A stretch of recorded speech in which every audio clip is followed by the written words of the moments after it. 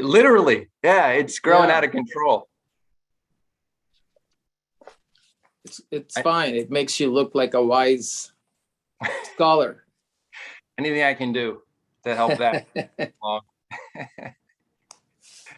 Angelo's the wise scholar. He needs the. I'll grow the beard and rely on Angelo. Well, Dr. Farouk, he's automatically a wise scholar. People like you and me, we need to show that we're wise scholars. We have to let people.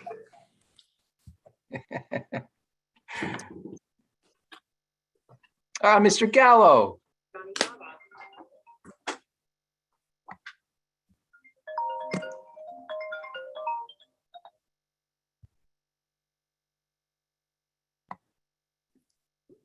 So Tim, I'm just gonna hold off on doing anything until you've acknowledged that we have a quorum. Okay. Got it. Yeah. Let's. It's trickling in now. Hey Tim. Hey Michael. I was trying to get off mute. Good thing. That's awesome. How many times has that happened during a meeting? Plenty. It's like why isn't anybody listening to me? Good morning, Shani. Good morning, Tim. Good morning, Angelo. Good morning, Shani. Hi, everyone. Good morning, Shani. Hey, Good morning. Pradeep. How are you? Brower. Good. Hey, Bruce. That Hey, Bruce, how are ya? I see. That's Bruce. Stensley. Damn, Mr. Bruce. Beatty. Bruce hasn't Your beard is changed. about as long as my hair. Bruce doesn't age. He doesn't. His hair just gets longer. It's that Ojai thing, right? Bruce. I love Hang straight. I'm trying to fit in. it. Mr. Redlow. Hi, Tim. How you doing? Great, my friend. Great to see the top of your head. Well, let's There you fix that. We want to show the full beard, you know. That's right. That's right. How have you been? All right. Oh yeah, having a grand time. All right. I'll tell you all about it. Angelo and me, we'll walk you all through in gross, gory detail. All right. Good. Hi, everybody. Hey, Bob.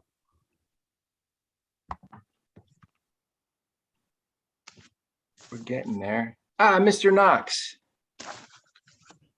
Hello. Hey, Stuart. Great Hey, to see Doc. you. Thanks. Hey, Stuart. Hello, Shani. How are you? Good. Morning, Good. Abby. You behaving yourself? Disregard my call. Hey, Abby. Hi, Shani. I see Aida too. Hi. And Marissa. Hi, everybody.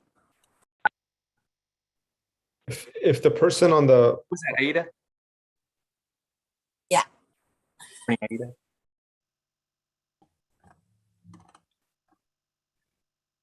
We are, Mr. Chair, we're actually at quorum, but I wanted to give Director Sines another minute or two, or Javier.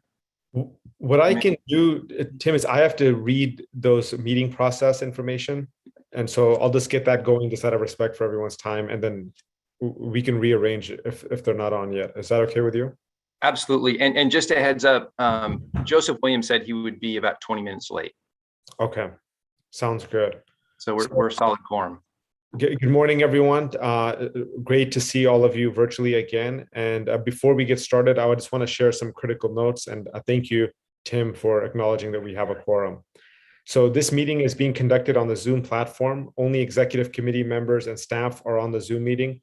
The public can view this meeting via live stream on our State Workforce YouTube page. A link to the page, meeting agenda, board packet, all can be found on our State Workforce website, cwdb.ca.gov, under the State Board Meetings and Archives. A recording of this meeting will stay on our State Workforce YouTube page. There is a slight delay between the Zoom meeting and the live stream of approximately 20 to 30 seconds. Public comment is now open and will be accepted via email at boardpubliccomment at cwdb.ca.gov. I will announce when the public comment period is closed, and am mindful to allow extra time for emails to come through. All emails will be read aloud during the public comment periods noted on the agenda and will be included in the meeting minutes as part of the public record. The first, do we have a public comment? There's a note about May 11th, but was that for a prior meeting? That might be a prior meeting. Clemente, can you, or Jeff, can you confirm that we don't yet have any public comment? Right now, no public comments. Okay, thank you. Thank you. So I'll skip that. Executive members, please remain on mute, and I will recognize you as you request to speak. You can type speak into the chat function in Zoom, and I'm happy to recognize you that way. Or if you prefer, you can type the questions directly into the chat and we can address them that way. Please note that anything that is typed into the Zoom chat box will be included in the meeting minutes as part of the public record. Tim, do you feel we're ready to proceed further, or do you still need time? We are. I think that wraps up the most interesting part of the meeting, Dr. Farouk. But I want to quickly go through the roll call. I've got Dr. Farouk, Jamil Dada, Michael Gallo, Bob Redlow, Bruce Densley, Joseph Williams, John Brower, Jeremy Smith, Eloy Oakley, Shani Weber sitting in for the Chancellor, Stuart Knox on behalf of the Labor Secretary. Did I miss anybody? I think I got it. Perfect. Thank you, Tim. So our first agenda item is an action item, which is the consideration of approval of the May 11th meeting summary. The meeting summary starts on page 4 of our agenda packet. Are there any questions or discussion? Move approval. Okay, we could, so I just want to ensure if there's any public comment. Clemente, have you received anything? Right now, there is a comment from Philip Pauly, and it's pretty lengthy. I wasn't sure if you wanted me to read the whole thing. So, Tim, we usually give 3 minutes, right? We do. If it's not related to the item, the action item, we can actually hold that till the end of the meeting if that's appropriate. Okay, so Clemente, I was asking about this item. Is it related to this? No. Okay, if it's not, then we'll save that till the end then. Okay. Thank you for flagging that. Okay, Sure. so we have a motion by Jamil. Do we have a second? Second by Bob. Second by Bob. Okay. Any further questions or comments? All those in favor? Aye. Aye. Aye. Any abstentions or opposition? Okay, the motion carries unanimously. We'll now proceed to our updates and discussion section, starting with our staffing update for our agency. Joelle, are you available to speak now? I am. Thank you, Mr. Chair. We have not added any new staff since our last executive meeting, but all of the hiring managers are working to fill any of the last vacancies that we have in our current org chart. And as a staff, we have developed a plan to expand our capacity. And so by the next executive meeting, we should have some new staff members coming on board. Perfect. Thank you, Joelle. Our next update is our labor agency overall, and it's my pleasure to introduce my friend, Stuart Knox. He doesn't need any introduction, but we want to congratulate him on being reappointed by Governor Gavin Newsom to Undersecretary of the California Labor and Workforce Development Agency. As I'm sure you've heard, our former Secretary Julie Su has officially now joined the Biden administration as Deputy Secretary of U.S. Department of Labor. So I want to give an opportunity and invite our Undersecretary Knox to please update us on the new leadership at the State Labor Agency. Sure. Thank you. I appreciate it. Yep, I'm back. So appreciate the introduction. And the new secretary will probably be Natalie Palujai, will be joining us probably around mid-September. So I'll be acting until her arrival in California. As many of you know, she's coming from the Maryland area, has a long history working with the Obama administration, with Department of Labor there. So she has great experience. We have had good long conversations, and I'm excited that she's going to be arriving in California in the next probably 4 weeks or so. So once she arrives, we'll get her in front of a few of your folks to have conversations. So with that, in terms of the organization as a whole, we're holding down the fort until she arrives, but for the most part, focus right now on unemployment insurance and one-way through EDD, of course. The workforce funds that are coming through most of the trailer bill language and the many different budgets that we've had with budget session this year, and some legislative bills that we're also looking at current time.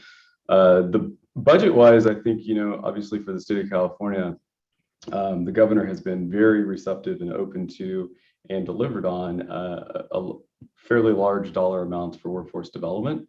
And so we're very pleased to see his support and really bolstering workforce and economic development activities. The total overall budget in workforce development, the larger is about $960 million for workforce development as a whole. The largest proportion amount of that is about $600 million still being worked through trailer bill language for what they call the California Economic Resilience Funds. And then there's about $300 million in addition to that going through either the state board and employment training panel. The SURF funds will be, we think, still under the workforce services branch to go out for economic development strategies within 10 plus regions in the state of California. So that's a quick overview of the magnitude that is before us. And I know Tim and staff are really working hard to figure out when we can get those funds out as quickly as possible and start delivering on the governor's will to get people back into employment, into good jobs and high paying jobs.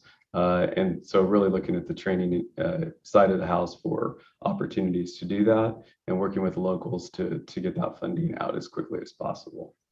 So with that, I'll leave it there. Thank you, Undersecretary Knox.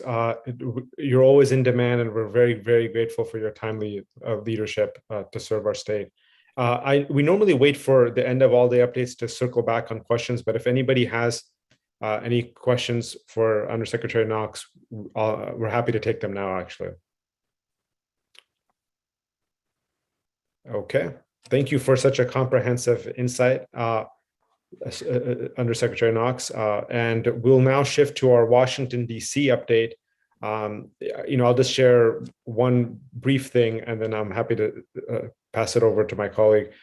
So federal extended unemployment benefit programs under the CARES Act is set to expire in September, and it's been signaled that it will not be pursued to be renewed. Director Sines is not available right now, so we'll hold off on her. But if our colleague Jamil Dada, who's our resident national leader, if you have anything to share, I'm happy to defer to you.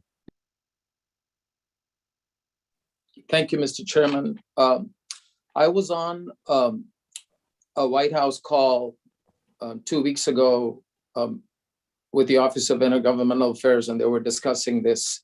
What was passed yesterday, as all of you know, the Infrastructure Investment Jobs Act, a bipartisan infrastructure deal, and the Build Back Better legislation. It's a once-in-a-generation investment to create quality jobs and upgrade our nation's critical infrastructure. Local communities will need a skilled workforce trained and primed to make good on this historic investment.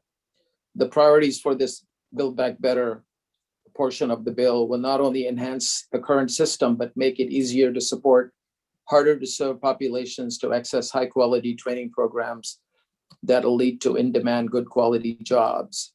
The president's plan will support bringing employers, training partners, labor unions, and workers serving organizations, community colleges, and NGOs together to meet the needs of local labor markets. And they said that the workforce boards are all going to be at the front lines to support this historic transition from an economy devastated by COVID and shifting into a paradigm of work. So they will be, they want to use the existing public workforce system, which is comprised of the 550 local workforce boards and the 50 state boards and the 2,200 America's Job Centers that are all over the country. This Build Back Better plan is proposed to be a long-term $100 billion investment, 10 billion per year for 10 years, and it's grounded in equity with a focus on infrastructure jobs. It has three main priorities that they referred to as funding buckets. First, it would be for existing training, to strengthen existing training. The number two was targeting underserved communities such as incarcerated folks, our youth, justice involved, public benefit recipients, individuals with disabilities, etc. And to strengthen the existing workforce development system by augmenting earn and learn programs that have proven to be effective. Example, apprenticeship programs, and ensuring that community colleges have the needed resources, and to support the CTE and adult literacy. So this Build Back Better is inherently rooted in the WIOA funded workforce development system, as many of the BBB activities are based on evidence from WIOA best practices. So the White House sees this Build Back Better BBB as an opportunity to strengthen the existing WIOA system. And during the conversations about WIOA reauthorization, which is also being looked at. So that's basically what was talked about. And if anybody has questions, or they can reach out to me, I'm happy to talk to them later. I know we have a full agenda. So thanks for the opportunity to give the update. Absolutely, Jamil. Thank you for that. And before we take Bruce's question, if the phone number ending in 1808 could just identify themselves, just so we have it on record on who's attending. Okay. It may be Diane Factor. She just texted me and said she just dialed in. Okay, perfect. Thank you. Bruce, you please feel free to share your comment or question. Yes, quick question.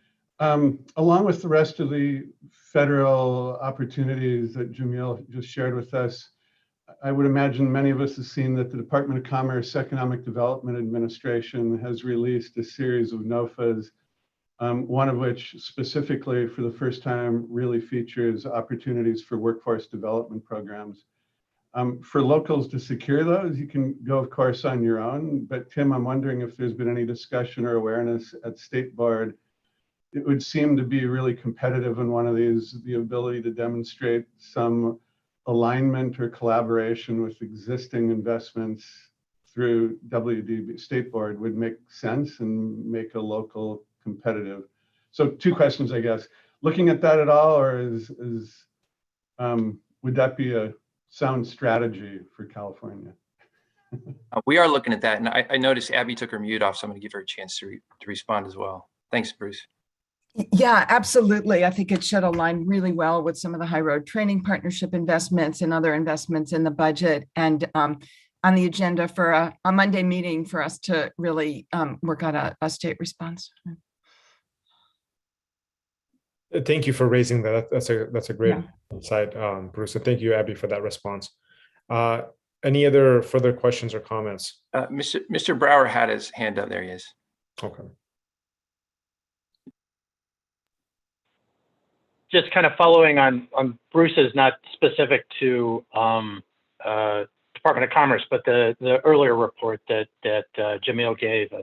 Sort of at some point, if you could articulate, Tim and Abby, not today, but in a future meeting, how you're viewing the infrastructure bill and stuff as supporting HRTPs and the HRCCs, and kind of how that's going to translate down to supporting the initiatives that particularly the State Workforce Board and other parts of the labor agency envision as building off of what we're already doing. Yeah, thanks, John. I'll just quickly say for the HRCCs, it ties directly in. We've had a lot of conversation because those infrastructure investments are going to drive demand for new apprentices. And the HRCC pre-apprenticeship programs with the MC3 curriculum ties right into those state-approved apprenticeship programs through the trades. So it's something that we're gearing up for, that we're prepared for. And Secretary Walsh has actually been really interested in both our high road training partnership and our high road construction careers work. And we've been able to articulate that in California, in every corner of the state, we've got a pipeline built to provide access, equity and access to the trades. And we're working very closely with Jeremy Smith and the State Building and Construction Trades Council on that as well. Thank you, John and Tim. Anybody else have anything to add? Okay. If we could please have the hand lowered for Bruce's, just so that way, in case he has another question, I don't presume that it's from the last one. Thank you.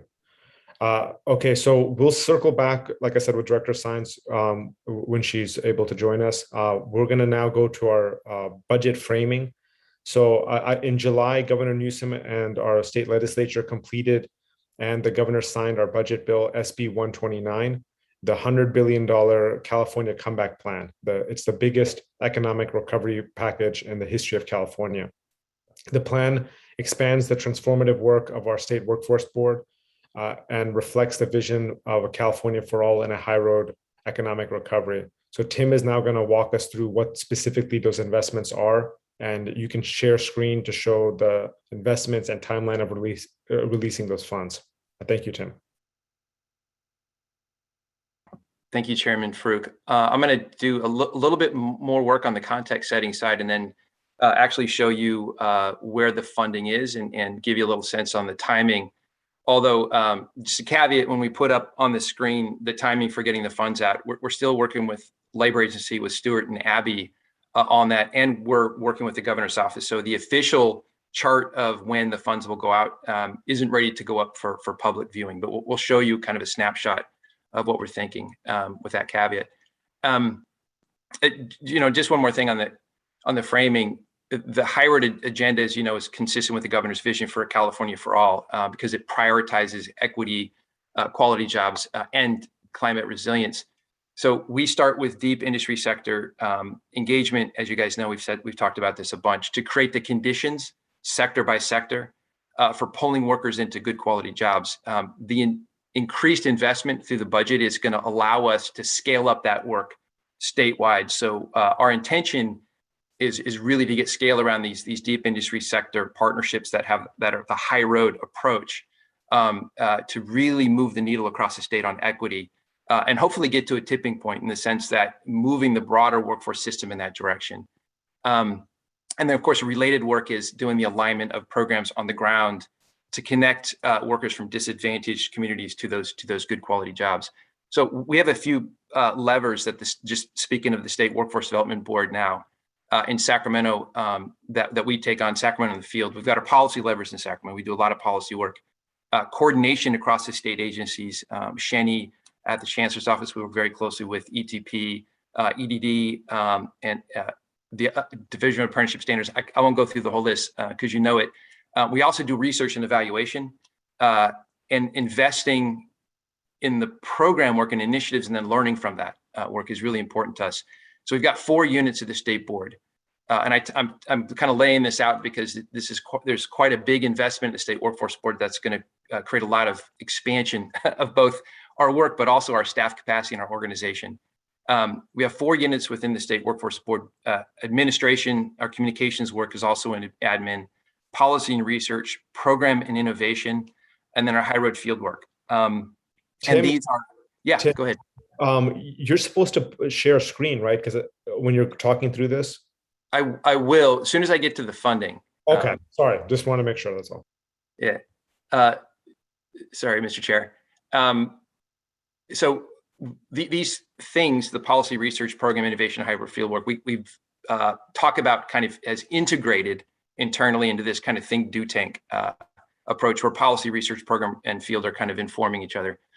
So just a little quick walk down a memory lane. When we started out this work with you guys, many of you have been on this board as long as I have, some longer even. Jamil's been here for much longer, not quite as long as Joelle, but a while.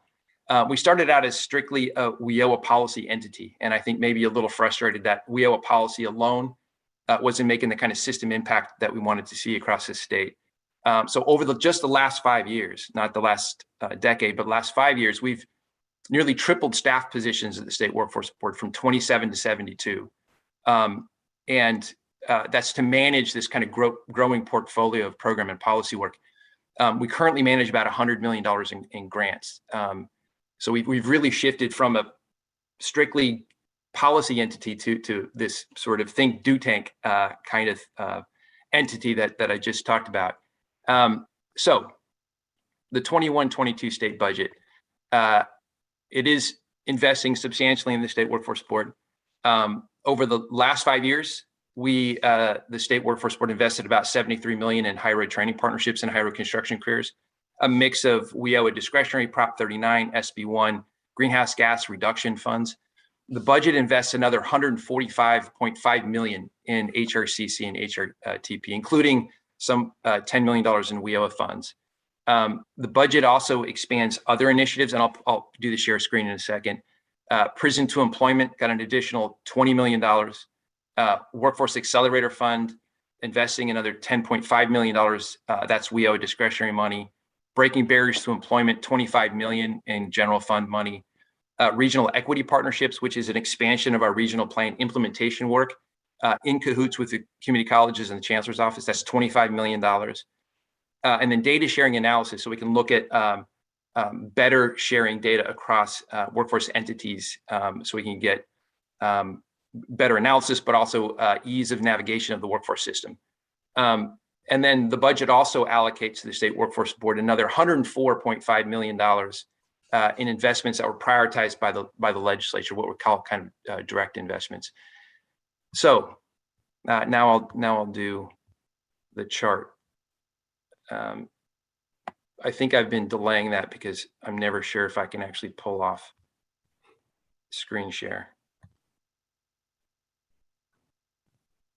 If you're not afraid, I'm not afraid. Did that work? Really? All right. All right. I'm not going to get too. I'm not going to get too excited because that might be the last time. So it doesn't show on this chart, but the 109 or so million dollars in the direct funding priorities of the legislature. So I'll walk through the top here, higher ed training partnerships, that funding that will go out in fall, probably October, we're looking at October. Oh, by the way, the first tranche of funding is that direct funding will go, we're actually working on the contracts now. So the first move of dollars, $109 million will go out.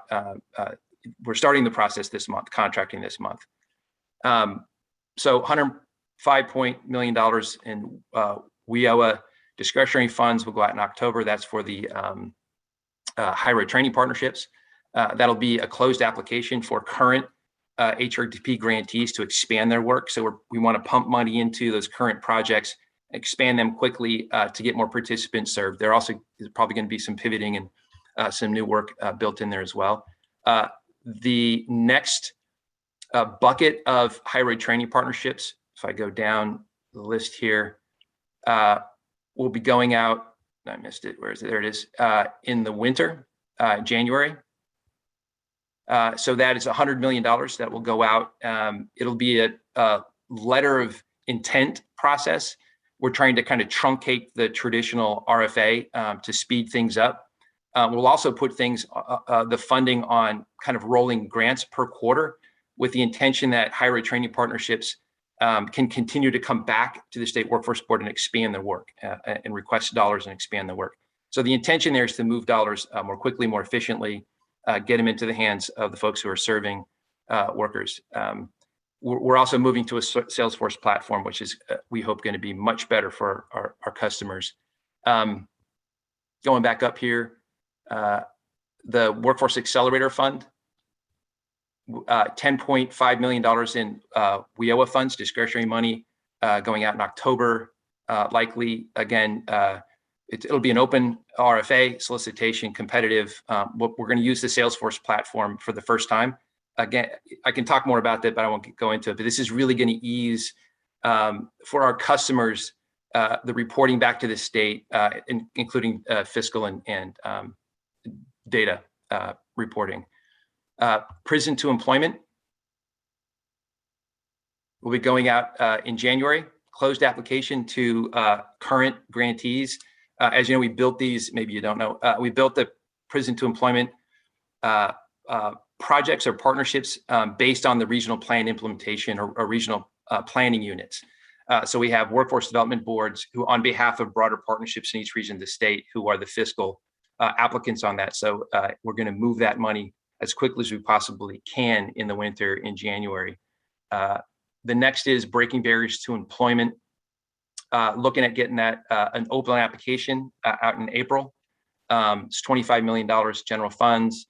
There's another piece of legislation that was based on what's in state statute, AB 1111, but there's another bill that hasn't made it to the governor's desk yet, AB 628, that may do some different kind of work there, and it could potentially change our timing on when that money goes out. But what we're currently thinking is we'll get those dollars out in April. The next is high road construction careers. So this is multiple funding streams for HRCC going out in March. Some of it's from the general fund that just was funded. Some of it is from the general fund that was just funded in cahoots with the Community College Chancellor's Office. Some of it is directed toward low-income housing construction, affordable housing construction in the state, and creating pathways to jobs as we build up our housing stock. And then there's some SB1 money, $10 million, that will also go in that. So we're trying to pull that together in a single solicitation for ease of the grantees, and that'll go to the same high road construction careers partnership. There are 11 across the state that are building trades and local workforce boards, schools, community-based organizations. And we're going to also, we're looking at putting that on that same rolling basis as needed. We can kind of keep moving dollars to where that need is. The regional California, they're in the budget, they're called regional equity partnerships, which is a really cool name. It's building on top of our, I think I already mentioned this, didn't I? Did I? Sorry if I did. Regional equity partnerships. This is building on a regional plan implementation work. I think I said that. Regional planning units are the areas of the state. There are 14 in the state. Somebody will correct me if I'm wrong. That'll be a closed application because those are existing partnerships, local workforce development boards in partnership with community colleges across the state. We'll move those dollars out in December. Looking forward to that because everybody loves to apply for funding in December because they can miss their vacations. And there's another bucket of funding for certified nursing assistants, and we're still working with OSHPD to understand the intent of those, but our understanding is to go to local workforce development board. So to be determined in terms of the date for that. So that's it. I walked through the whole thing, I think, and I hope that made sense. Please feel free to ask questions because Joelle's here to answer them.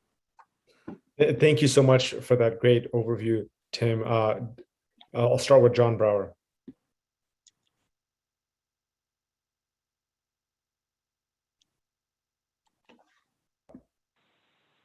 Tim, thanks for all of that. My only question was actually, maybe it's not a question, but when you come back on it, CNAs historically have been a really, in terms of job quality, have been pretty shitty jobs. They're, the entities that often hire them run their entity more as a real estate activity than a healthcare activity, and the turnover rate can be almost 100% a year in terms of it. So I hope in taking this on, and I know you get given a lot of things during the budget and legislative policy process, but that I hope that one aspect of this is really trying to improve the job quality for those, whatever gets created under that particular funding source.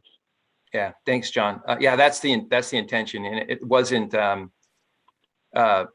fully fleshed out. So that's what we're doing. We want to make sure that these investments are done in a way that stabilizes employment for workers in the healthcare industry and increases their pay. Yeah, I agree with you completely. There's very high turnover. The job quality is a challenge. So that's why we're taking a little more time to really figure this out. And talking to some partners. And I know that both you and Mr. Redlow and Diane Factor are experts in this world, and I've been talking a lot with Abby Snay also to really figure out how to do this the right way. So we may be coming back to some of you. Thank you, John. Shani Weber.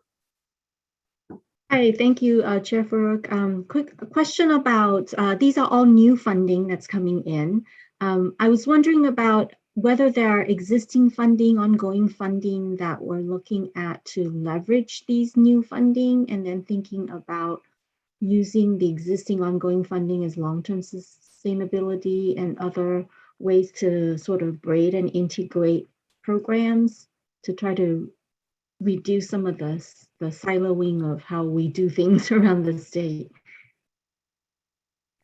Yeah, if I understand your question, Shani, well, I kind of two things that sort of come up for me. One is what I kind of laid out is not just what's coming in new budget funds, and I should say that there was really intentionality about the new budget funds, the funds in the new budget, building on current work.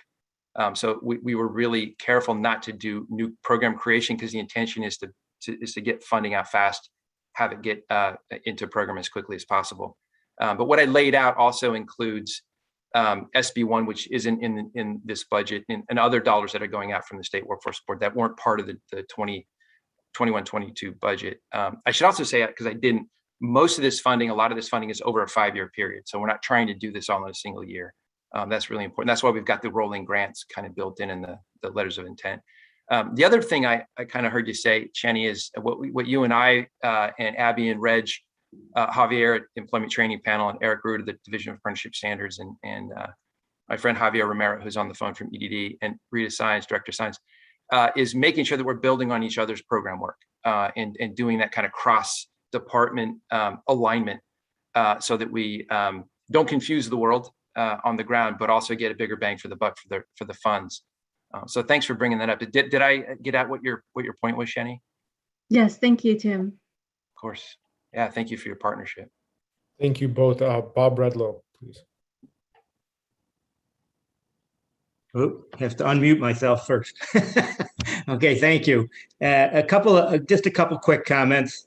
In regards to the last speaker, Shanae's comments, we've grown so much in the last 5 years, Tim, that there almost is a need for an ombudsman position, or some way in which, when workforce boards or other organizations come to the workforce board to say, here's the program, which one fits? Before there wasn't a whole lot of choice. Now there's quite a lot of choice. And I think we need some help, from, if the workforce board is going to be sort of the central entity for these funds, we also need a way for folks from the different regions to talk to us, and not talk to each individual group, but talk to maybe one person who can say, hey, here, I understand your program, here's who you might want to talk to, or here's how it might work. So we may have a need for that kind of service. And as we're growing, I think that would be helpful, because people, I think in the region, sometimes they're very confused over which fund to go to and what they do. The second point that I wanted to make was, I understand the issue around building on existing programs, but as I have said for many years, healthcare delivery changes quicker than we can blink an eye. And we train for one program, and then, which is great. And then we have new positions, that come by, like even in the CNA program, for as basic as that is, and for the criticism that we can give to it, Kaiser and other big providers now have patient care technicians, which is now really CNAs, but they don't call them CNAs, and they have different responsibilities, some different responsibilities. So I would put in a thought around, training, at least having some funds open for new programs. Yes, it's important to build on the existing programs, but we, at least in health, we have to continue to train new programs, and that keeps us up with the employers. And the third point I just wanted to make, and John already got in there in terms of CNAs, and we all have our issues around CNAs. I just went through some funding opportunities for some different groups that are funding CNAs. And they're really being driven by the long-term care facilities and the skilled nursing facilities that are basically holding us hostage and saying, oh, you know, if we had more CNAs, we'd have more beds. And of course, the first beds that they get rid of are the Medi-Cal beds, because those are the ones that can't pay. So they say, well, because we have a shortage of staff, we can't open up beds. But in truth, these folks are paying minimum wage. Most CNAs work for more than one provider. They're not benefited. This is just nuts, and we shouldn't be held hostage to the employers that are making their arguments around this at the cost of workers. So I would be very, very cautious about that. One of the more positive things in that would be to say, okay, not only fund CNAs, but let's fund medical assistants, let's fund other assistant techs, let's open up that fund for just not CNAs so that we can make better use of those dollars. So those are my my comments. That's such great feedback. Thank you. Especially on the CNA. So we come back and pick your brain. I love what you were saying. It was very eloquent. Also, the challenge there, building on what John said. I you know, your idea of the ombudsman.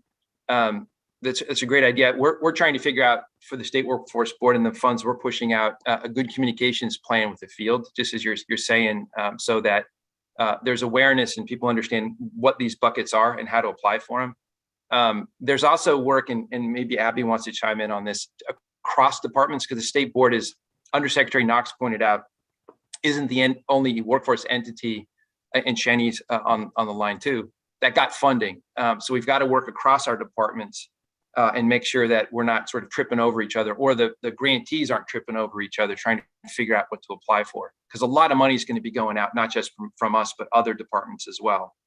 And I think that communications piece is really critical. So that, keep that in mind, that ombudsman idea. On the new programs, so that the bulk of the higher ed training partnerships and all of the accelerator funding and all of the breaking barriers, those are open applications, competitive. So those won't just be going to current grantees.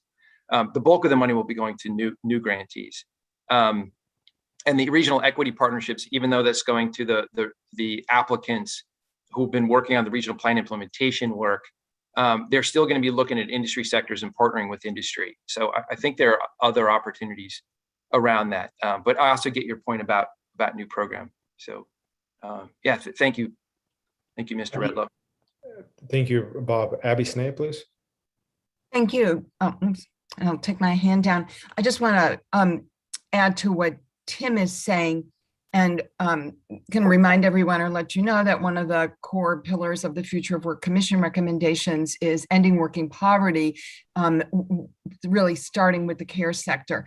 And so the labor agency has been blessed for the last year and a half with an Open Society Leadership and Government Fellow who has been focusing her work on workforce in the care sector. And we have been building partnerships with the Department of Aging and other entities within CHHS to really address the dire and longstanding problems with the direct care workforce. So really challenging, as Bob has mentioned and John has mentioned, not great players in the industry, lack of transparency, and there have also been really large investments within health to upgrade the skills of home care workers and CNAs.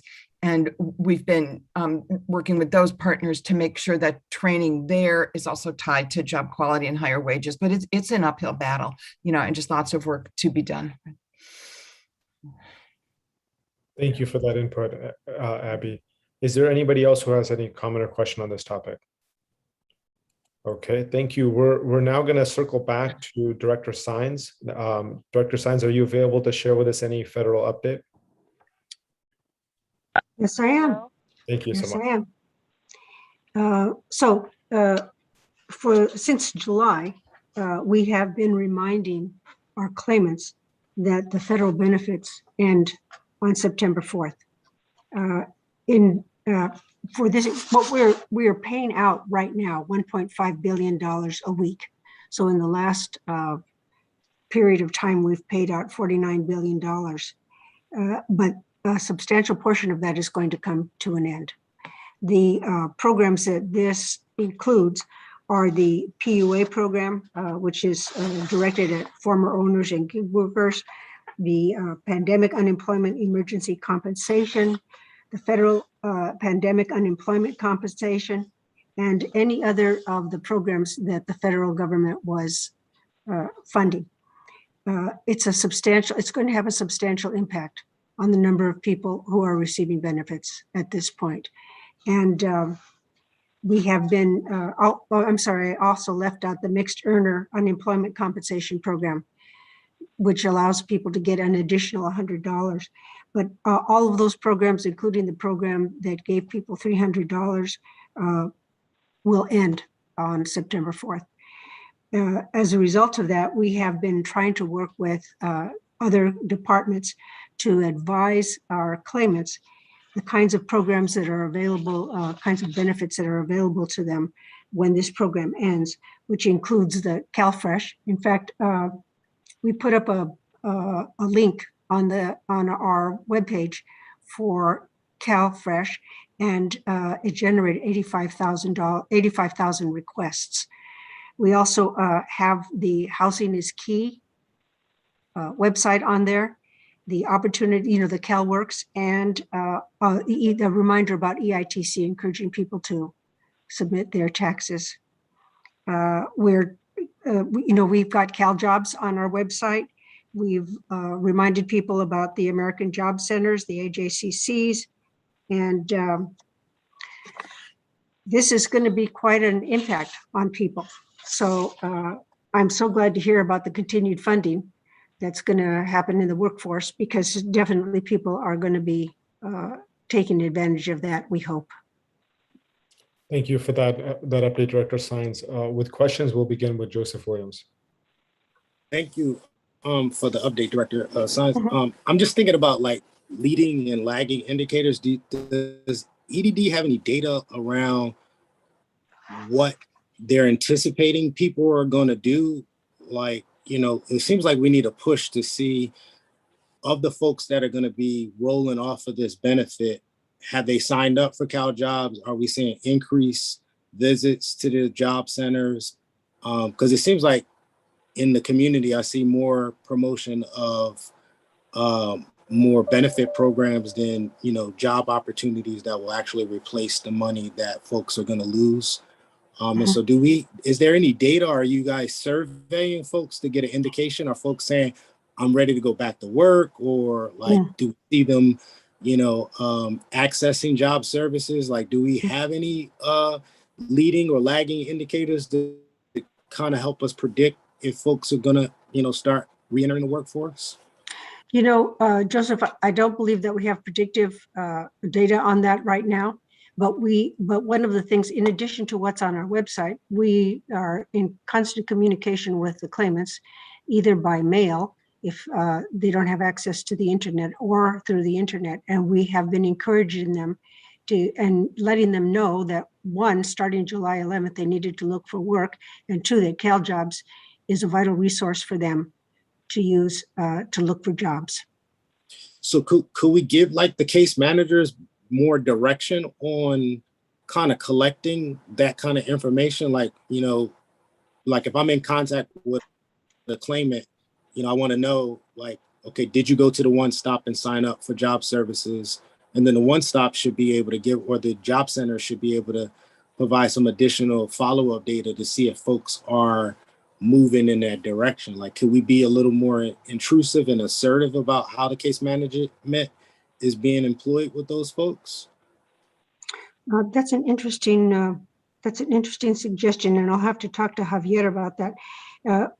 What you should know is that signing up for CalJobs is a requirement in addition to looking for work.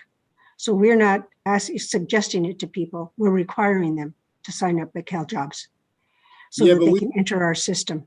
Yeah, we should. I mean, we spend so much money as a state on case management services. I mean, we have I don't know how many people in offices that I used to be a case manager, so I used to work in one. Okay. And so as a former case manager, I should have the ability to know what my caseload is doing. So if I have 100 people assigned to me, I know who's going to a job workshop. I should know who's applying. Those are all indicators that we'll be able to track to kind of see. I mean, it's not going to be perfect, but it should give us, like, you know, on my caseload, 14% of them have actually applied for a job. And, you know, then that can kind of help us kind of project what's happening. It's not going to be perfect, but we should have a little bit more information than, you know, go to our website, like, you know, because then you have people that are on CalWorks, all of those different programs, they're tied to some type of case manager who can do some more intrusive case management. And that's what we're doing in the college system, is moving towards an intrusive counseling kind of. We're asking more questions and doing early alerts and early indicator kind of assessments with the students. Well, we are planning to reopen the AJCC's, EDD's presence at the AJCC's. We're seeing people by appointment. And I'm sure that, you know, obviously we gather data on what any increases in the services that we provide. So I can't give you a prediction, but I'm sure that we will begin to gather that information if there are increases. And we are keeping our fingers crossed. I'm telling you, all the outreach that we're doing to really encourage people to go to workforce services. And thank you for that question. Yeah. Last thing, it just makes it hard when you see so much money being spent, and we should have better predictive analytic around this kind of stuff, because it's just so much money being spent. It's hard to maintain the support for the system when we can't predict a little bit better on what folks are going to do. I mean, with technology, I mean, we should call Amazon in here and ask them to help us figure it out or something, because you know, I could talk about buying something. The next thing you know, I see all of these advertisements on my phone. And so how do we do this with job services? How do we get, you know, it's 2021. We need to, you know, it's got to be more that we can do to better. I'll just leave it with that. Yeah, I'll leave it with that. Yeah. And obviously we're in we're kind of a slightly different situation than we have been in years past, given the loss of an extensive loss of childcare centers and the inability of people to go back to work because they can't get childcare. And, you know, we still have the issue of the COVID. So we're going to have, you know, this is an all hands on deck kind of a situation.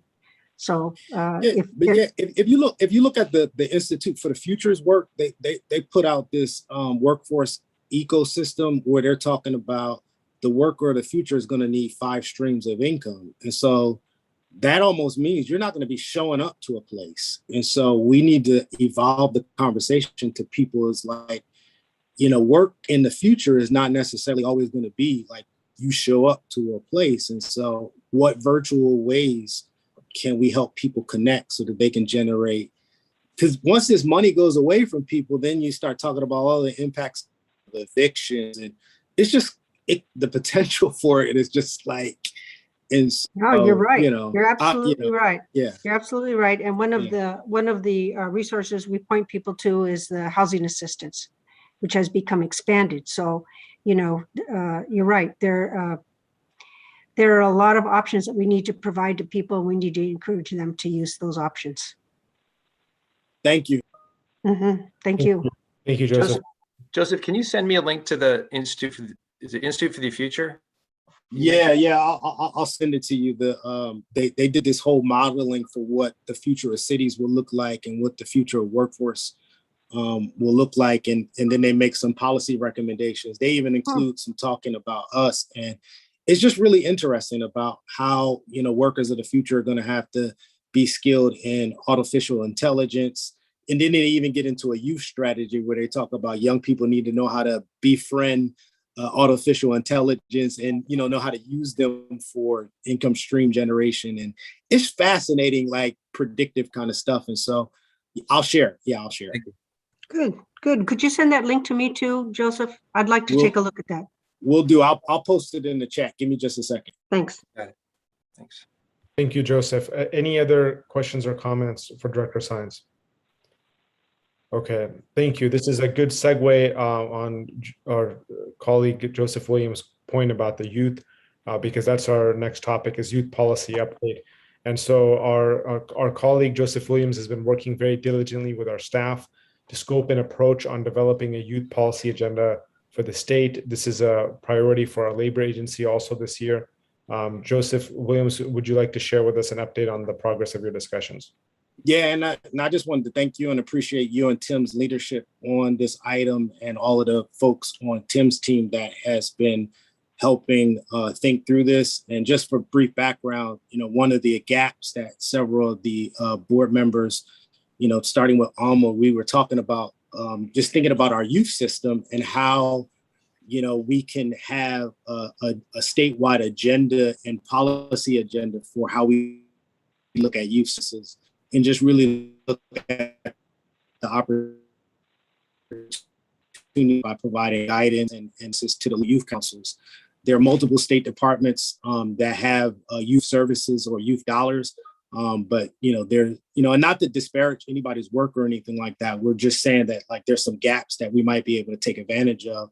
There's a lack of comprehensive coordination across the youth system. We don't really have a coordinated youth system in the state. And, the way that New Ways to Work describes it, they call it a service maze. There's no real clear point of entry for youth and no clear point of exit. It's just kind of like, if you know about where youth services are, you get connected, but there's not a comprehensive, way about, so in Canada, they have a Secretary of Youth Services. So they organize their youth system in a way to where the workforce is connected to the education system. And so the request was to have to bring back a youth committee or a youth council at the state board to begin to talk about these issues. And Tim and his team have really put some really good thought in a direction that we could take. Absent putting a committee together right now, we don't really have the staffing for that. And I think the direction that they've proposed is something that I'd like to support and get the board support on. And again, the aim is to develop a youth strategy and a policy agenda for the entire state.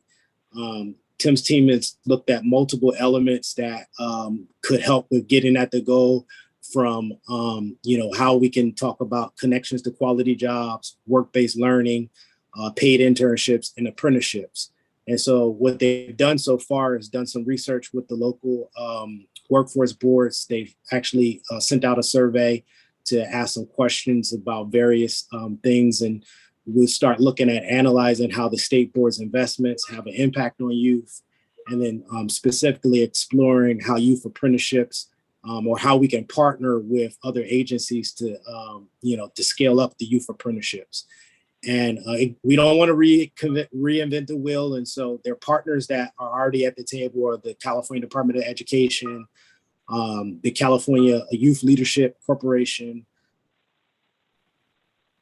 There's the America Foundation. There's also the American Institute of Research Policy Link. And then, we want to open the door for others to be at the table and have their voices heard as this gets shaped. And so the thing that's on the table right now is using a survey that went out to the local boards to really kind of get a good understanding of what's happening in the field. Also looking at some of the local and regional plans that were submitted. And the hope is that this will be a standing agenda item where the entire board and the executive committee will receive updates on the progress. And then we just see where it goes. And so, I really just appreciate the work that the team has put in on the idea. We just like the chance to get started on it and really see where it goes. Yes, thank you so much for your passion, your leadership on this, Joseph. And as you mentioned, Tim and the staff for all their collaborative teamwork on this. So thank you. Does anybody have any questions on this topic or comments? Okay, thank you, please. I just want to really quickly, if I could, Angela, just acknowledge Pradeep, who, as you all know, was on this executive committee and the board on behalf of the California Department of Education, who's working most closely with Joseph and leading this charge, and Marissa in his shop on the policy team. So I don't know if Pradeep had anything to add to Mr. Williams' wonderful overview. Thank you, Tim. I just wanted to say that we were waiting till this meeting before we set that survey out. So, and we're doing the review of the plan. So I just wanted to let Member Williams know that. So we will be sending that out shortly and have that. And I think there is opportunity here that we should capture, but at a deliberate pace. I don't think we want to rush into this. And I think I do also want to acknowledge the work that Sheni has been doing in that area as well, in terms of the youth and the new CTE plan that their state CTE plan that they're going to put in place. And so I just want to put that out there as well. Thank you, Pradeep. Thank you, Joseph. Just put the link also on our earlier conversation on the future of work.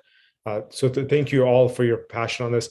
And I'll just add, as a school board member also and a parent, there's no discussion about the fact that young people have been just impacted so uniquely and disproportionately with the pandemic with respect to education, lack of internship opportunities associated with everything that's been going on. So this requires a very unique and strategic response. So thank you again for everyone's dedication on this. We'll now proceed to our initiative updates. We have several critical initiatives, and we do a quick round of updates. As our normal precedent, we take. Oh, Bob Redlow, before I get into that. Sorry, I just had a quick question, not to do with the youth discussion, but before we get started, it just occurred to me at the last meeting that we had, there was discussion about 3 or 4 workforce boards that were not recertified, and it just kind of came into my head. So I just wanted to know what happened with that and whether they were certified. We shut those boards down, Bob, and consolidated them. No, they've been. Nice try. Thank you for asking for the update. We should have agendized that. And Marissa, correct me if I'm wrong, but they've moved all to full certification, so they're in good stead. Okay, great. Thank you. Thank you for catching that, Bob. And so, as typical, what we do with these round of updates, we take all questions and comments at the very end. So we'll start in terms of our High Road field team updates. We'll begin with Aida Cardenas, Deputy Director for Equity, Climate, and Jobs. Hi, everybody. As you can tell from the first part of the agenda, things have been very busy and will continue to get busier. In terms of the field team, we are working on doing some recruitment and staffing up. We have 3 open positions on our field team, and that's just to get us to the work that we already had, not counting this new work that's coming our way. So we'll be working on recruiting for the proposed growth on our team as this work is expanding. We've been working with the existing projects that were funded earlier this year, that went into contract earlier this year under HRTP, as well as the existing HRCC projects, so providing technical support, and a lot of them have began, a lot of more recruiting staff now that they have the resources.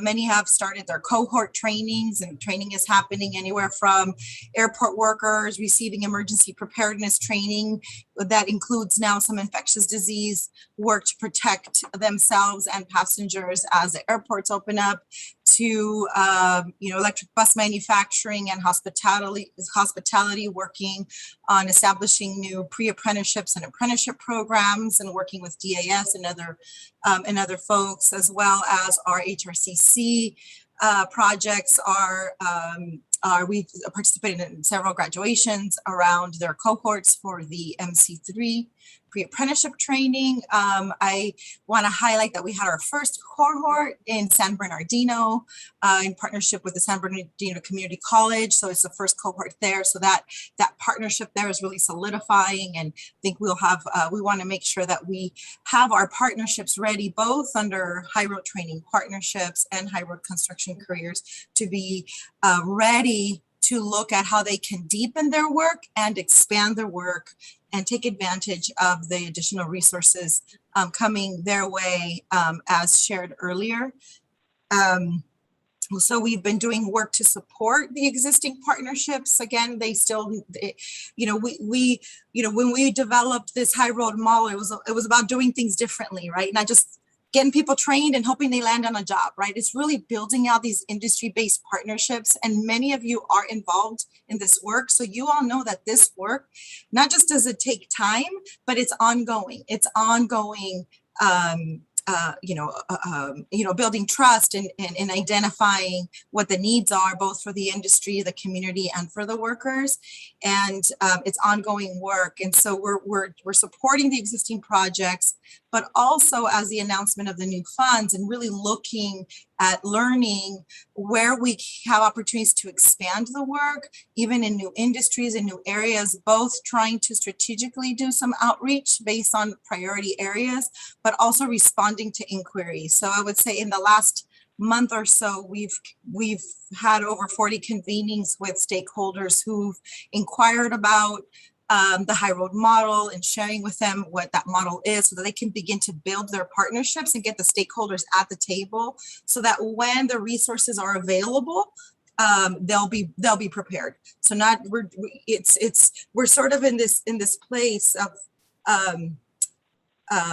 I don't want to say tension, but like this dynamic where, we need to make sure we have done some work on the front end before the resources get there and then continue the support.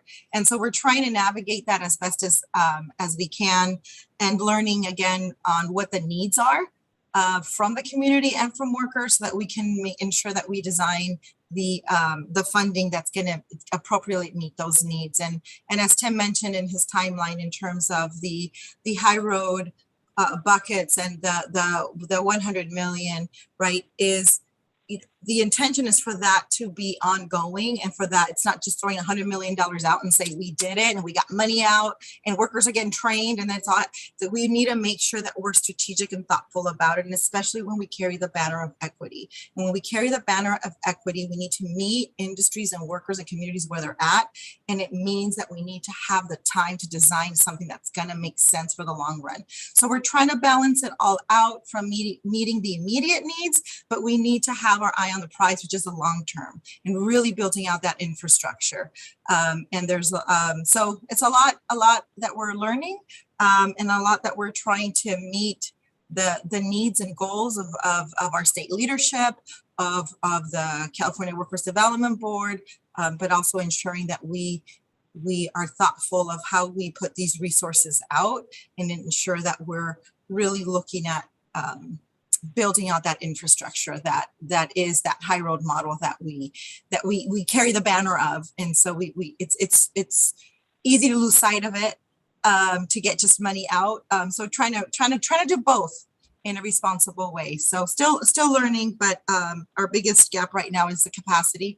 So we will be working closely, and a little lead into Joelle's report, working very closely with Joelle's team and all of our branches to look at how we best inform potential applicants for the different resources. So we'll be working and workshopping with potential projects to help them navigate through the partnership building process.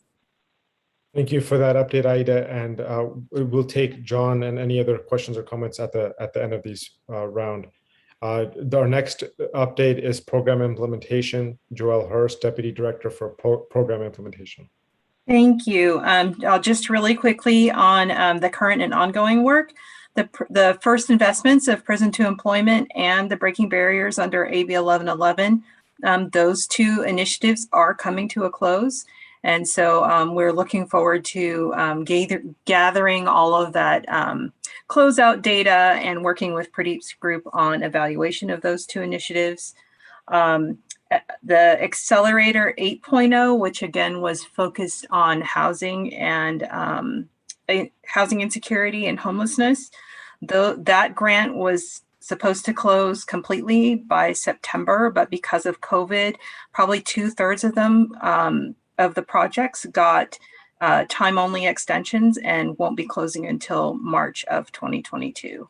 Additionally, with Accelerator 9.0, which was focused on equitable recovery through high road principles, all of those projects are currently being onboarded and are starting. I think Aida mentioned this, that all of the projects funded under the California Climate Investment through the GGRF, high road training partnerships and high road construction careers, those are all underway and in contract. And we also have 5 projects that were funded by the Department of Education grant that are also underway. Tim also touched on the fact that we are developing a Salesforce platform for grant application, grant management, contract, and data capture. It's quite an endeavor that my staff are involved in right now. And the first initiative that will be on the application will be on the Salesforce platform is the Accelerator 10.0, which is scheduled to come out this fall. We're shooting for October. And that is going to mimic the 9.0 focused on equitable recovery through high road principles. We are working on 13 plus contracts right now for all of the earmarks that were in the budget, or the pass-throughs or direct contracts, however you want to identify them. But we're not just putting a contract through, we are also engaging with all of these entities and attaching them to our network and making all the connections to all of our other work, so that they become part of our portfolio and we're not just passing money to them. Let me see here. Then the first solicitations, again, Accelerator this fall, and the high road training partnerships that are funded by the Workforce Investment Act, 15% discretionary dollars. And I think that is about it. Thank you, Joel. One final update is on policy, legislation, and research team. Pradeep Gautam Raju, Deputy Director for Research, Policy, and Legislation. Thank you, Chair Farouk. I'll keep my remarks on the different units within the branch. Starting with policy, almost all of the program year 2021 WIOA policy directives have been fully implemented. The AJCC operator and career services provider, the local area designation and local board certification, local regional plans, and WIOA Title I waivers. The certification directory, the AJCC certification directive deadline has been extended to November 1st. So that's still, and the staff is working on trying to work on that to reach that deadline. Going back to Member Redlow's comment about local board recertification redesignation, but the last time we presented, there was one a local workforce board that was given a conditional approval, and since then we've got all the information from that local board, Humboldt County, and all of the 45 have been approved for July 1, 2021 to June 30th, 2023. We are beginning to work on the WIOA annual report. We've convened a kickoff meeting and then working with our partners at EDD, but other partners like CDC and the Department of Rehab to meet the deadline for November 30th, 2020. And we'll have more to report at the next executive and board meeting in October. The legislature is on recess till Monday, August 16th, and Marissa is still tracking active bills and potential impact to CWDB. There's a lot of work going on in the research and evaluation area. We've on the AB 1111 and P2E, we've submitted an initial interim report to the agency and received comments back, and we had taking some time to update those reports. When those interim reports were written, it was under the expectation that there was no new funding for these two programs.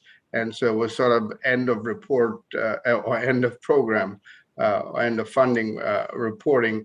But since then, there's been new funding. And so we're trying to sort of not only looking back, but we're also looking forward in terms of what that data can tell and that evaluation can tell us. We also have a third-party evaluator, which is UC Riverside and the Corporation for Skills Workforce, and they've received the first batch of P2E data, and they will be updating us on that.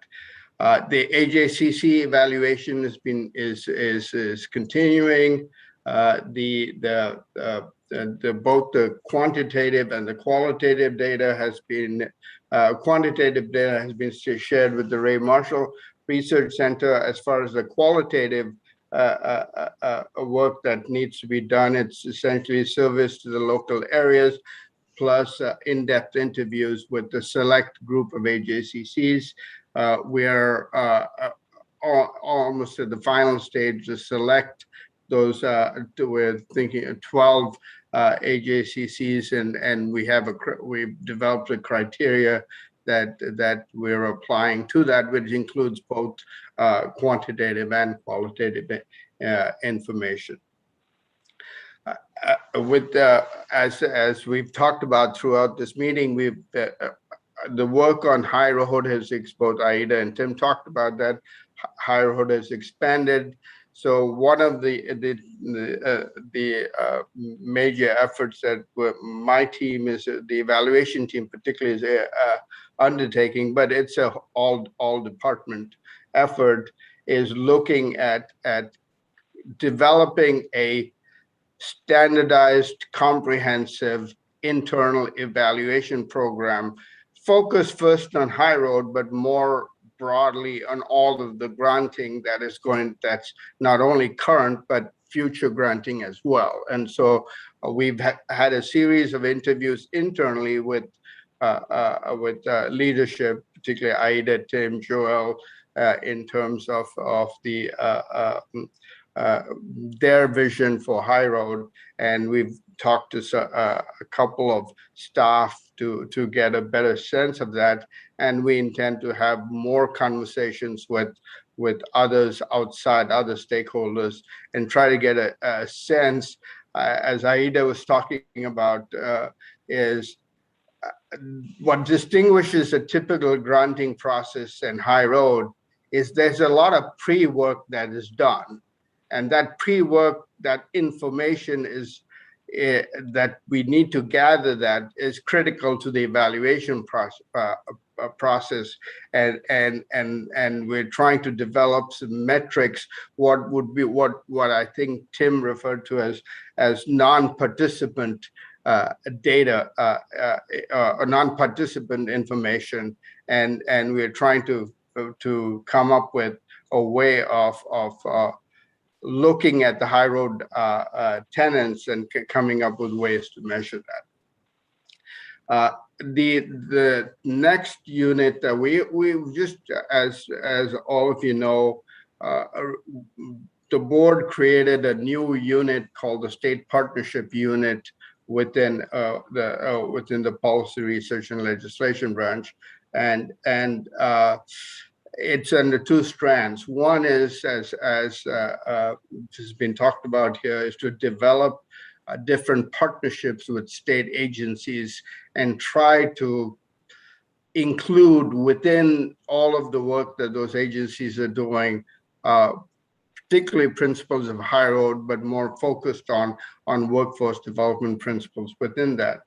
We've started with the California Public Utility Commission, and we're looking at developing a memorandum of understanding, and as they're developing their strategic plans, not only the California Public Utilities Commission, but the other agencies as well, we are looking to see if we can incorporate as I said, high road principles, but more generally workforce development within the strategic plans. Staff has been working, providing technical assistance to many of these agencies, starting with the climate agencies. And Shreyas Jadkar has been leading a lot of the work with the California Climate Investments and the California Air Resource Board. And one of the first things we will get out of all of that is the MOU. There is collaboration going on with the California Energy Commission, and staff has been presenting, moderating workshops on workforce development, providing guidance and draft language for policy reports, and serving on interagency task forces. And finally, I want to talk about Cal skills, but as many of you know, till recently, Cal skills was so synonymous with data management and administration. And as Joel talked about the use of Salesforce, one of what we're doing as board staff is looking at data management and administration more comprehensively. And Tim also mentioned if in the budget there is need for aligning some of the data management across not only departments within the agency, but also working with the community colleges as well. With regard to Cal skills, we are developing a workforce metrics data dashboard and making presentations. That is a legislative requirement, and we intend to have that complete by the fall. In addition, the California Policy Lab has delivered to us an updated report of the evaluation of the Cal Skills program, and we should have that report available soon after Labor Day. Right now, the report is done, but we need to present the findings to the different partner agencies because they were the ones who supplied the data for the Cal Skills report. The Cal Skills team is also, as I've mentioned this before, and I think it's been mentioned on Cal Skills, when it collected the data, was still using a 20th century way of collecting that information. We need to move to the 21st century, and what we are trying to do is to move that to the cloud and having a partnership agreement, because in the first go around, when we asked for data from the partners, we got what we got.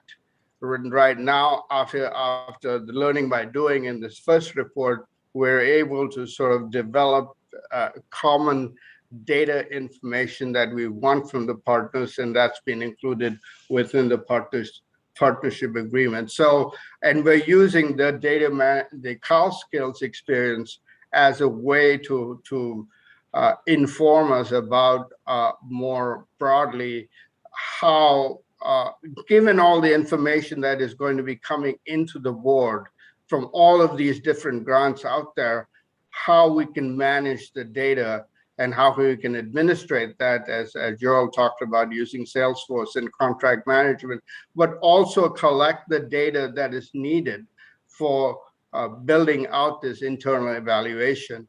Yes, we will still be working with third-party evaluators, but we do have a team of researchers and evaluators within the board, and I think it's important that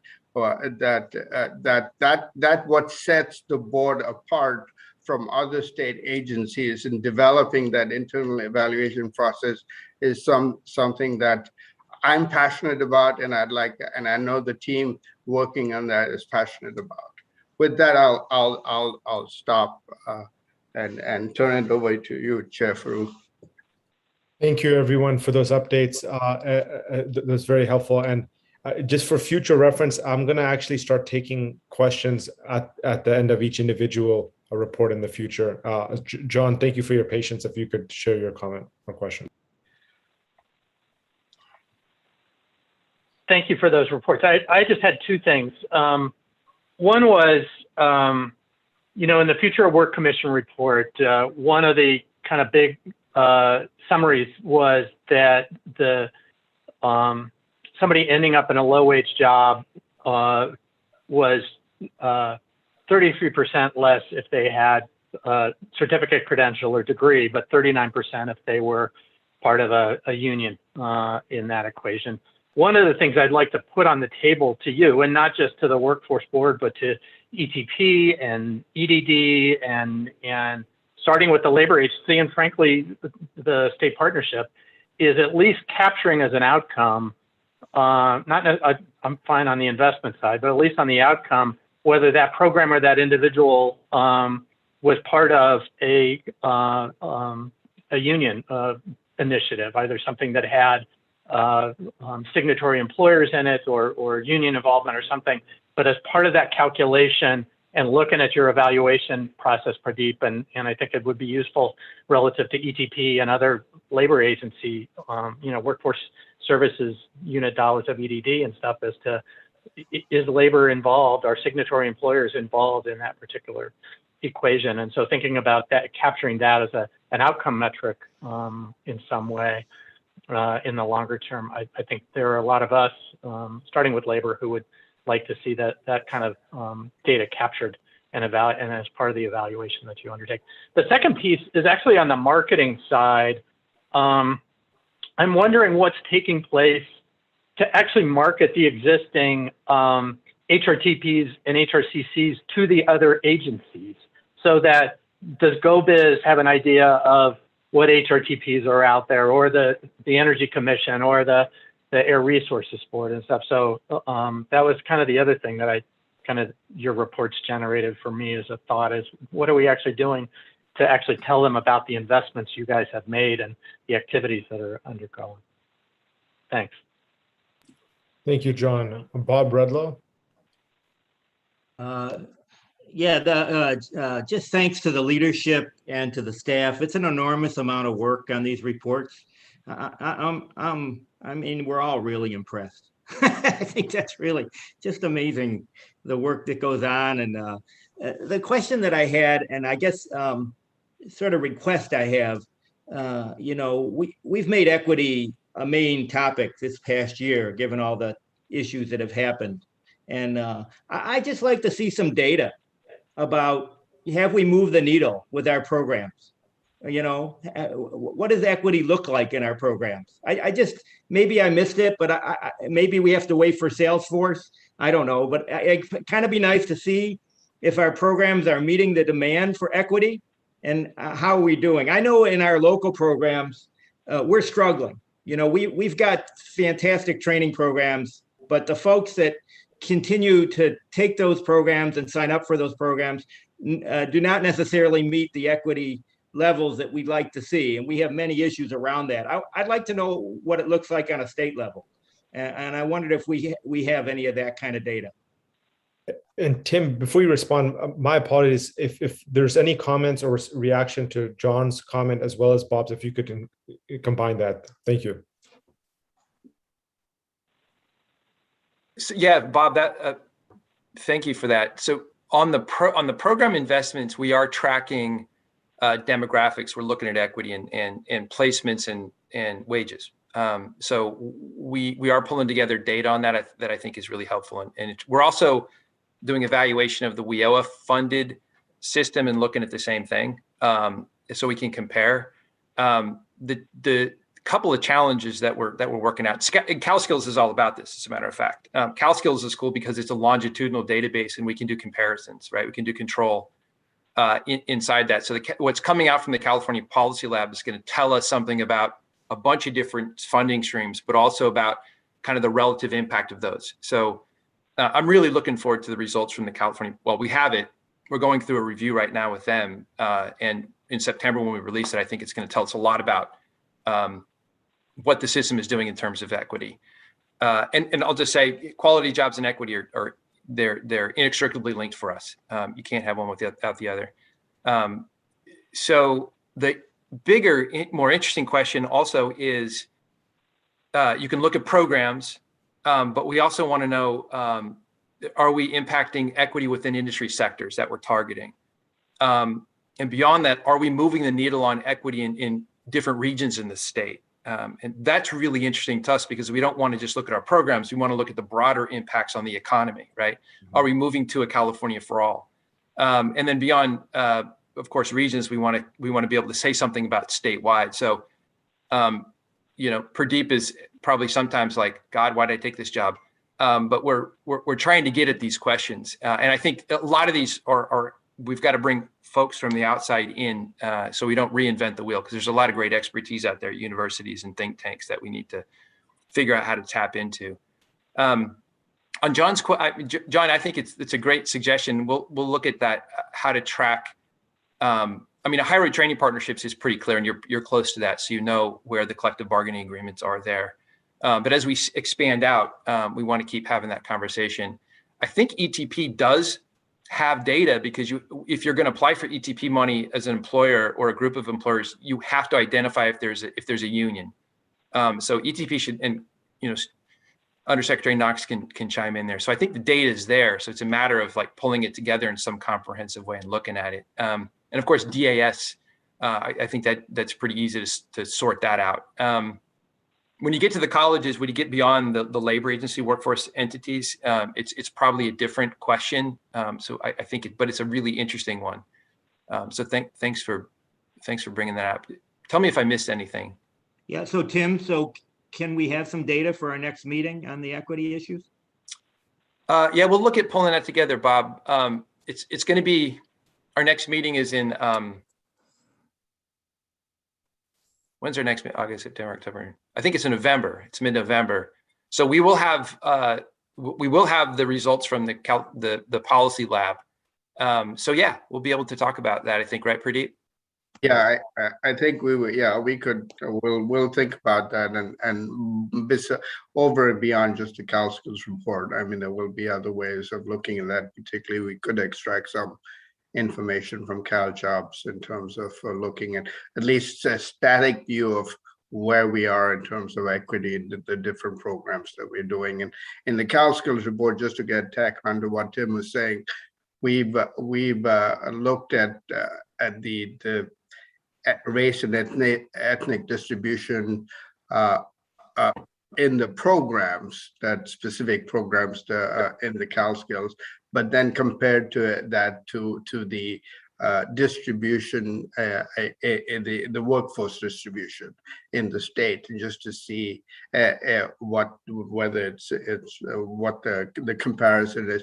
And admittedly, as Bob was talking, it's a mixed view. Some are better than others in terms of doing that, because some programs tend to focus more on equity, and therefore you do tend to have a higher proportion. But then it may be related to job quality. The question is, equity and job quality are sort of intertwined with one another, and there may be an inverse relationship there in terms of how that's there. We've got to investigate that and look at that. Yeah. Well, High Road is trying to make sure that we mitigate that if there is an inverse relationship, we mitigate that.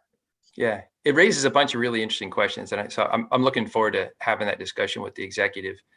It also brings up kind of questions around, is there inequity baked into the way we do workforce programming, or is it's the historical inequities that are built into our society and into labor markets as a reflection of that. And the High Road approach and everything we do, all the program work we do, Accelerator, is trying to smash through that and make a difference. So then the question comes up, well, are we making an impact? Is it working? Are we scaled up enough? And there's a broader workforce system out there too that we're trying to impact and move, which has always been our intention. So the data is helping us kind of pull these things apart and ask different questions. And that's part of the think, do, tank approach that we got going. So we can make modifications as we go, as we learn new things. So yeah, really excited to have that conversation with you guys. Thank you.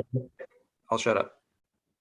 Thank you, everyone, for that input. Thank you, Joseph, for providing those links to the dashboard. Do you have a comment or question you want to share? Yeah, I just wanted to say what the links were. Tim, you got a huge job, and I don't envy the work that you guys got to do. But Minnesota, they have these regional indicators, and just thinking about, well, what are the right KPIs or indicators that a state board as large as California should really look at. We've talked about this at the local board. It would be great to have a visual of, red, green, and yellow, like where we're at and are we winning kind of thing. And so Minnesota, St. Paul, they're and I'm just giving you their example of what they're looking at. And they have this, they look at talent, they look at growth, they look at business vitality. So, what's the right indicators for us as a state board? And then is there a visual way that you can show it to us? Like, can we have a state dashboard that really kind of looks at our work so that we can tell if we're excelling and use it to make policy decisions? You all talked about working with Salesforce. Is there a partnership with Salesforce to where they might be able to help design something for us? So that way, before and after meetings, we can log in and kind of look at it and say, okay, Tim, you're doing a great job, or Tim, you need more resources, or, so I just put that in there as an example of something that, I don't know if we have the resources to invest in, a platform that would give us a visual representation. Because when you say equity, it's like, okay, so what are we talking about? Are we talking about groups that are disproportionately impacted? Like what area? California is so big. And so, what should the state board really be looking at? What's the frequency? And then how do we use the information to inform how we set policy and how we allocate resources? So those are some examples in the chat. Yeah, thanks for that. And Abby may chime in too. We're looking, in addition to, it's a great point about interface. So actually having an interface that's navigable, that people can look at the data and see trends very clearly, or see, understand the data in a clear way. So that's definitely part of it. And we are also looking at across state departments and agencies, a dashboard that's meaningful, that can help us track the current investments in the California Combat Plan in the way that we can make conclusions about whether or not we're having an impact with the governor's and the legislature's California Combat Plan. So that's all. I probably spend a third of my week talking about this stuff, right, Abby? Well, you probably spend more. Yeah. Well, yeah, thanks for bringing that up, Tim. And I think that also gets us to the vision of a more comprehensive workforce system across the state board and workforce services branch and UDG and apprenticeship to really look at shared goals and outcomes, and that will have an equity perspective as well. Thank you all for that input, and thank you, Bruce Stensley, for providing that additional link. Great resource. Our next, Aida, did you want to say anything? I know you had requested to speak earlier. Yeah, I'll be brief just to John's in terms of the interagency work. And so we work closely with Pradeep's team, right, where we can engage with some of these other agencies, right? Like with CARB, right? Our field team worked with Shreyas on Pradeep's team to work with CARB around looking at including job quality into CARB's investments and sharing some examples, also working with CEC around some of the actual projects in those industries that connect to some of these agencies. So we're looking at there's definitely more work to do, but we've been trying to make some of those more natural connections.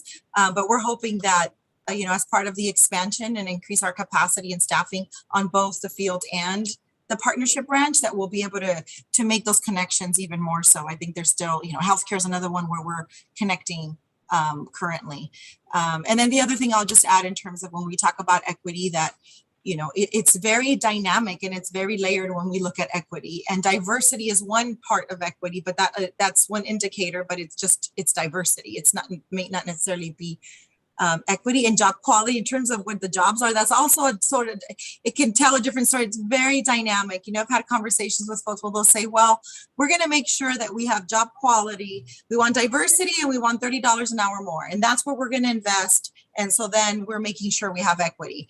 And well, then you're missing, you know, all the care workers, all the worker centers, all of the folks who are, you know, all the, you know, underserved communities. So I think it's very, you know, the conversation of equity is very dynamic.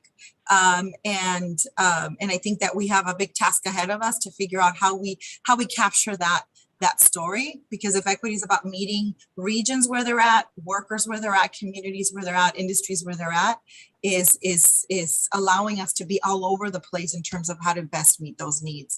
But capturing that in the data is quite a task. But I just wanted to share that because I hear that a lot, and I think it's important that we look beyond diversity, but really look at, you know, the importance of investing in farm workers, in home care workers, in regions, in the central region of our state where we say, well, there's not enough good jobs there. We need to invest there. And it's not going to happen overnight. It is a long-term change that we need to keep our eye on. But anyway, that was it. Thank you, Aida. Shani Weber. Thank you. I have a comment and a couple questions. The first one is, Tim may have mentioned this briefly, but one of the efforts that we're going to be undertaking between the Chancellor's Office and the Labor Agency is really looking at data and the sharing of data and looking at how we can better get at employment outcomes, job outcomes for our students in terms, and then also in terms of wage progression, because we do a lot of matching of our students using EDD and other sources of data. So there's I think a lot of work that we can do to try to you know, collaborate and create more of a seamless progression of looking at data and better analysis of outcomes for the state. The two questions I have is, the first one is related to CalSkills data. The last time I looked at it, it was, I think, 15, 16 data. Do we have more current data that we're looking at for CalSkills? So that's my first question. And then the second question was, do you mind just very, very briefly describing the analysis, the data analysis work that the policy lab, I forgot the name of the policy lab that you mentioned, Tim, is working on currently, that's commissioned to do? So I appreciate that. Yeah, I'll jump in real quick, Shani, and then Pradeep will correct me, I'm sure. I just like to jump in real quick, even if I'm wrong. On the CalSkills, the policy lab is doing the comparison, so the control group work, which we don't have the wherewithal to do internally. They just have their research shops are really different than ours. So they're doing the analysis work. We did put together, partly because it was required by the legislature, kind of a dashboard, we call it a dashboard report with the CalSkills data, but it's not giving us the kind of richness that the policy lab analysis is doing. So we're actually going to have sort of two reports. There's one that's coming out really soon that we're just about to wrap up, and then the deeper look, which is the California Policy Lab. So it's that impact analysis that Policy Lab brings to it. And then sorry, I missed what the other question was. The latest set of data from which year CalSkills is looking at? I'll leave that to Pradeep.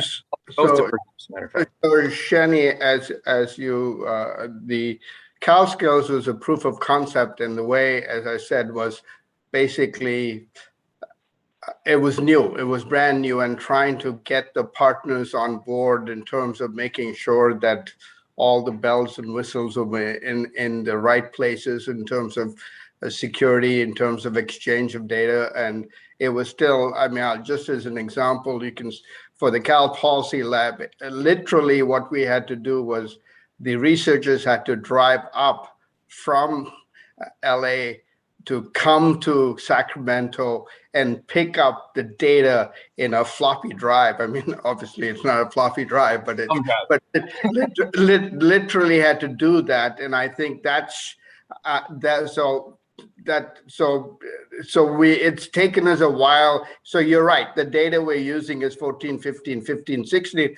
We actually had more recent data, but just so that the Cal Policy Lab had a set of data for which they could work on. And longitudinally, they're actually looking for from 2009 or 10 all the way to more recent data beyond 15 and 16. So we do have that. So we take a set of data and look backwards and look forward to that. And as we build out these partnership agreements and make them more uniform and move to the cloud and the 21st century technology, we should be able to get more recent data and do this work more quickly. As of now, we know both from the dashboard reports that Tim was talking about, as well as the impact evaluation, we should be able to get use more recent data and come up with results more quickly. And I'm sure that's probably what will benefit the project you were talking about before in terms of the community college CWDB or LWDA infrastructure, the data infrastructure project. And just to build on what Pradeep said, the front end work was cleaning up the data so it could be compared. So it's a bunch of different funding streams administered in a bunch of different agencies and departments. That, of course, there's all different requirements on how you collect data and what data is collected. So the initial work is getting it to a point where we can actually compare the data, right? So that was where all the MOUs came in, and we had a lot of legal conversations with legal folks about that. Now that we've, that work doesn't go away, but now that we've got that done and we've got that first set of data, we'll continue to fill the database with new data as it comes. So it's a longitudinal database, but it's across different funding streams and across different departments. So it's pretty unique in that sense. Policy Lab is salivating about this. I'd love to get them on here when we talk about the data. And what else do we want to say about that? It's pretty cool. Thank you. Sounds pretty cool. With no floppy drives involved.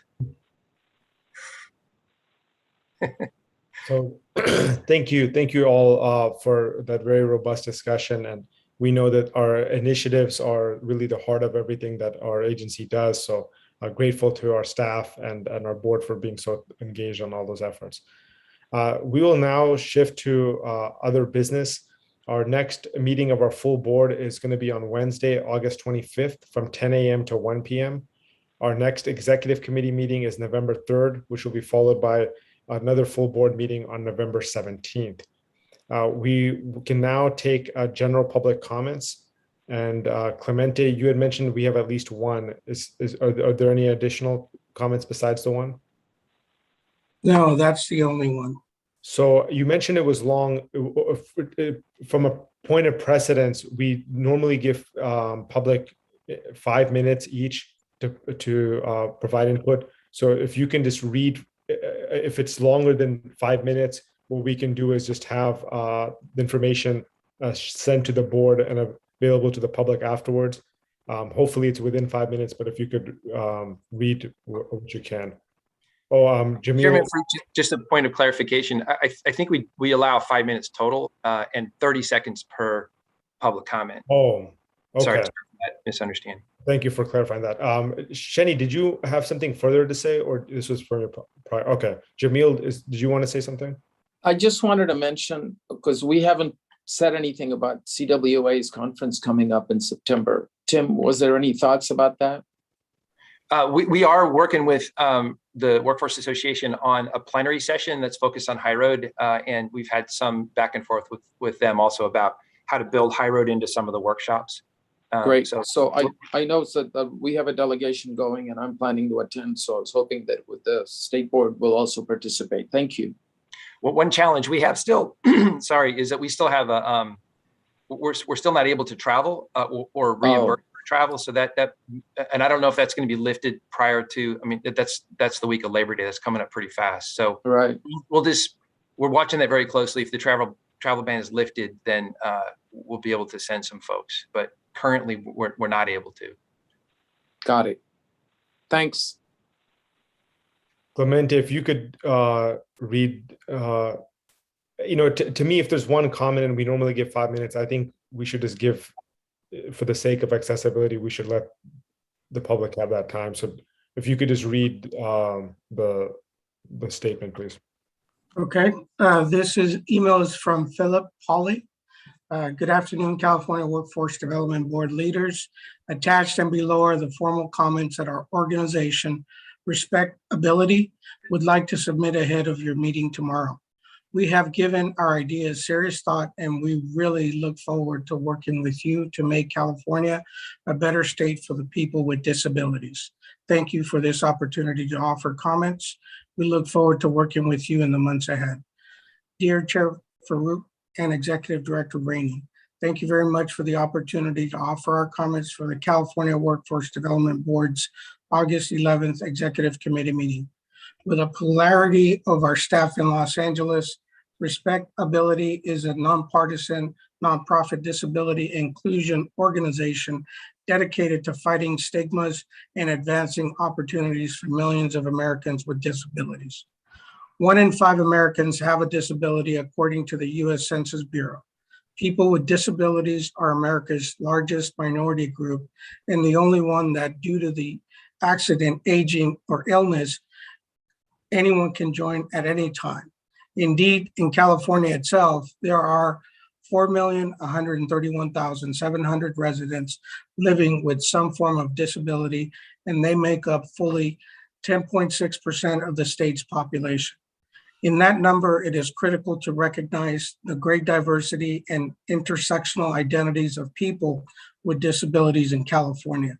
Out of that number, there are 2,217,128 Black, Indigenous, and people of color, also BIPOC, people with disabilities. That means that 53% of all Californians with disabilities are also members of other marginalized communities and faces barriers such as systematic racism.